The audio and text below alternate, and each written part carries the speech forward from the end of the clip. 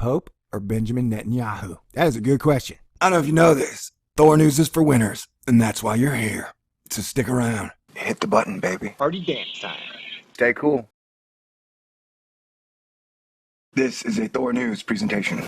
Thor News presents. All right, would you like to know how to party with the Pope? If you're going to party with the Pope, there are specific rules you need to follow. You'll notice up here, we are at Bloomberg. The article, Rowdy U.S. Congress awaits behavioral rules on Pope visit. Now, this article was written back in the day, but hey, it's very apropos, up to the minute, up to the moment. Let's find out the rules Congress had to learn to get ready for their visit with the most famous celebrity on the planet. Now, I am a Christian, but technically I'm a Norse Christian Jedi, which is non-denominational, I guess. And now I'm not anti-Catholic. I know that a lot of Catholics I've known are really cool people.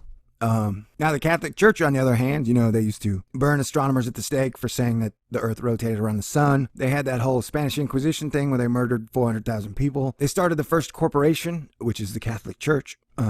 So I don't like to gloss over those things, man. They've had a pedophilia scandal for quite a while.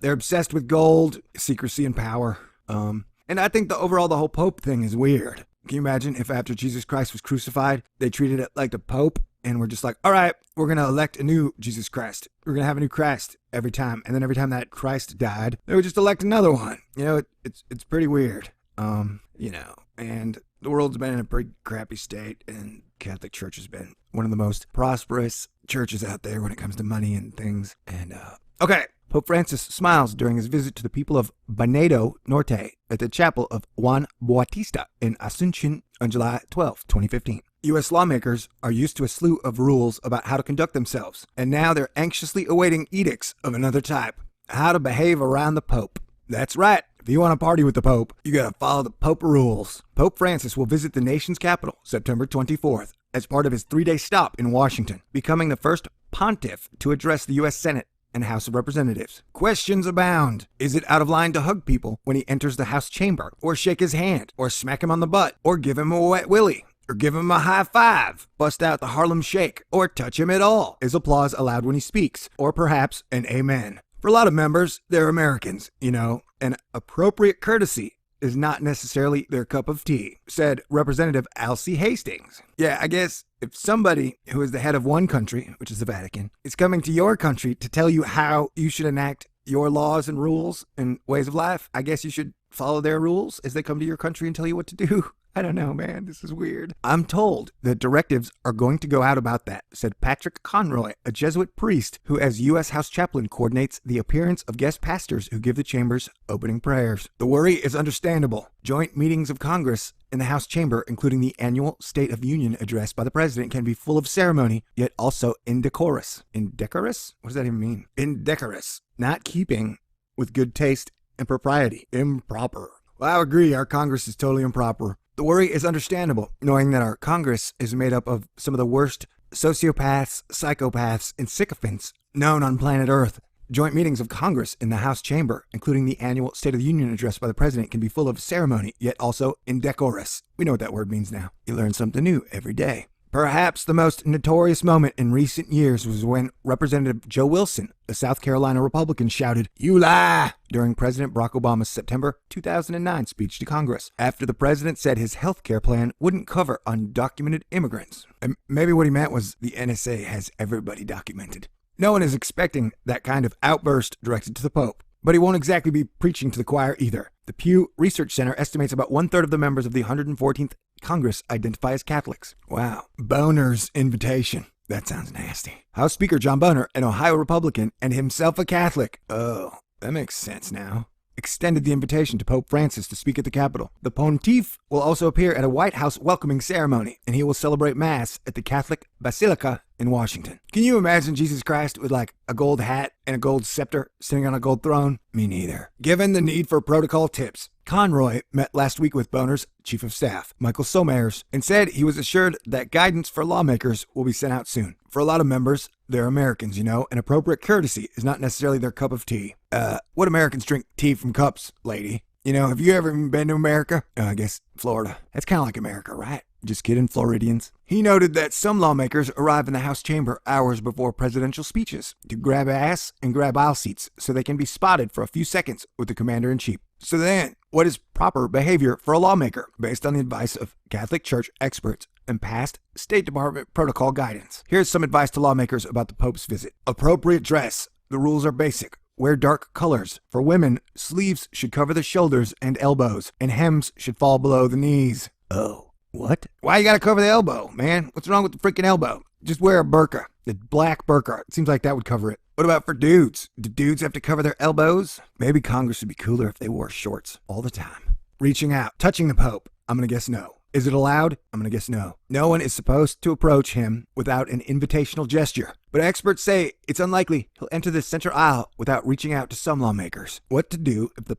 Pope approaches you? Previous State Department advice suggests that when greeted by the Pope, one should either shake his hand, or if you are Catholic and want to do so, kiss the Pope's ring, worn on his right hand. All right, can I say that kissing the ring is creepy? I don't know why you kiss the ring. I don't know why you'd want to kiss the ring. I don't know why you're supposed to kiss the ring. But I think kissing the ring is creepy. Like, can you imagine Jesus Christ going, yeah, kiss my ring, dude. Kiss it. Kiss the ring. Yeah, the ring is power. What to call the Pope?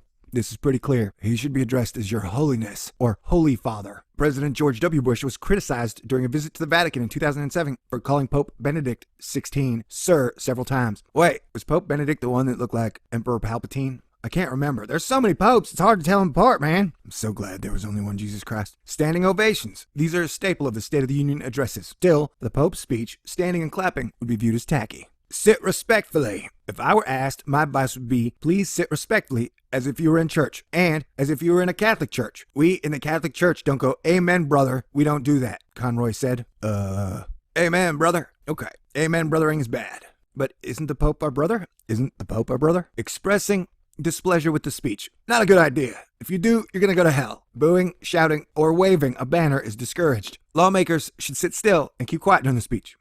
They dare not want to offend the one and only true Church of God. I was kidding. I know the Catholic Church says that they're the only Church of God and the only way to heaven, but I don't believe that, man.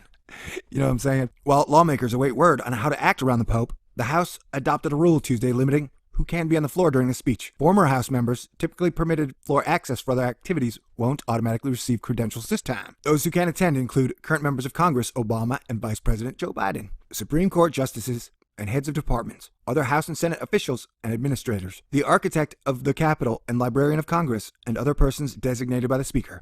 Inherently cantankerous. Representative David Schweikert, an Arizona Republican and a Catholic, said he is optimistic that the Pope's visit to Congress will be incident-free. The House may be an inherently cantankerous institution, said Schweikert. Yet he added that when it's time to step up and follow protocol, for the most part, we do a pretty good job. For example, when bankers ask us to get on our knees or bend over or screw the American people, we follow the protocol they tell us to.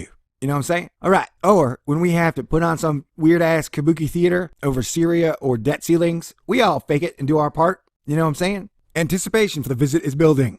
Demand for tickets are pouring into legislative offices. Lawmakers, though, were told earlier this month that they would only have just one ticket to distribute to a guest for a gallery seat during the speech, and or 2 tickets each to hand out for an additional appearance by the Pope on the West Front outside the Capitol. Get your Pope tickets. I got 2 Pope tickets here. Get your Pope tickets. Pope scalpers. You know that they're making a fortune. Florida Archbishop. God dang, this article is long. Hastings said he's already promised his House gallery ticket to the Archbishop of South Florida. On the House floor itself, extra seats are likely to go to members of the Supreme Court and cabinet officials. Although Boner's office didn't confirm who will attend. Previous speeches by world leaders in the House chamber, as well as the State of the Union addresses, have produced a large range of memorable moments. Israeli Prime Minister Benjamin Netanyahu's speech to Congress in March was marked by partisan cheers, mostly from Republicans, as Netanyahu slammed the nuclear deal Obama was negotiating with Iran.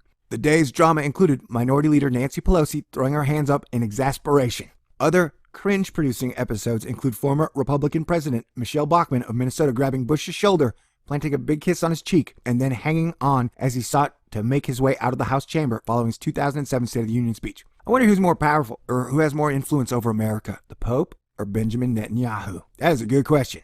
A Vatican official who didn't want to be identified so that he could speak candidly said the U.S. bishops are probably helping Boner's office develop guidelines for U.S. lawmakers. The rules are more strict when someone comes to the Vatican, he said. The Vatican official said he expects the Pope's visit will be pretty well choreographed and a major aim, in part for security reasons, will be to keep things moving. All right, so there you go. Those are the rules to meet the most powerful, most popular, and most famous man on the planet, the Pope. Sweet. And if I offended any Catholics, I do apologize. I didn't mean to. Okay, thanks. God bless everybody. Have a great day. I wonder who's more powerful, or who has more influence over America, the Pope or Benjamin Netanyahu? That is a good question. I don't know if you know this. Thor News is for winners, and that's why you're here. So stick around. Hit the button, baby. Party dance time. Stay cool. This is a Thor News presentation. Thor News presents. All right, would you like to know how to party with the Pope? If you're going to party with the Pope, there are specific rules you need to follow. You'll notice up here, we are at Bloomberg. The article, Rowdy U.S. Congress awaits behavioral rules on Pope visit. Now, this article was written back in the day, but hey, it's very apropos, up to the minute, up to the moment. Let's find out the rules Congress had to learn to get ready for their visit with the most famous celebrity on the planet. Now, I am a Christian, but technically I'm a Norse Christian Jedi, which is non-denominational, I guess. And now I'm not anti-Catholic. I know that a lot of Catholics I've known are really cool people.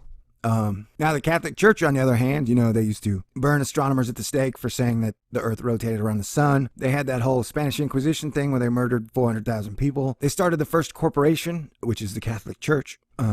So I don't like to gloss over those things, man. They've had a pedophilia scandal for quite a while.